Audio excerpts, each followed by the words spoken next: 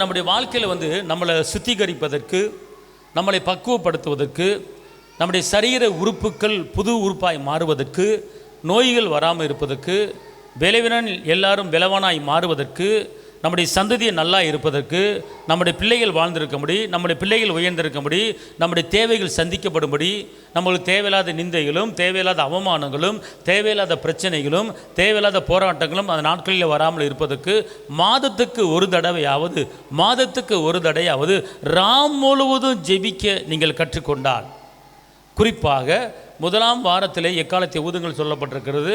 முதலாம் வாரத்தில் ஏதாவது ஒரு நாளிலே நீங்கள் எடுத்துக்கொண்டு ஒரு இரவு முழுவதும் கர்த்தர் சமூகத்தில் உட்கார்ந்து கர்த்தரை நீங்கள் மையப்படுத்தி துதிக்கும் போது அந்த மாதம் முழுவதுக்கு உண்டான எல்லா தேவைகள் சந்திக்கப்படும். அந்த மாதத்திலே நமக்கு பாதுகாப்பு கிடைக்கும், அந்த மாதத்தில் சுகம் கிடைக்கும், அந்த மாதத்தில் பலன் கிடைக்கும், அந்த மாதத்துக்கு உண்டான எல்லா தேவைகள் சந்திக்கப்படும். அந்த மாதத்தில் எந்த குறையும் வராது, எங்கேயும் கீழே விழ மாட்டோம். தேவையில்லாத பிரச்சனை, தேவையில்லாத வம்பு, தேவையில்லாத பிரிவினை, தேவையில்லாத போராட்டங்கள், தேவையில்லாத நெருக்கங்கள், தேவையில்லாத சண்டைகள், தேவையில்லாத குடும்ப சண்டைகள், வம்பு சண்டைகள், இந்த சண்டைகள் எதுவுமே வராத அளவுக்கு அந்த மாதத்துக்குள்ள அத்தனை தேவைகளையும் கொடுத்து நம்மளை பாதுகாத்து கரம்பிடித்து நடத்தும்படியான ஒரு மகிமை அந்த நாளில் கடந்து வந்துடும். எப்போது என்று கேட்டால், ஒரு மாதத்தில் முதலாம் வாரத்தில் ஒரு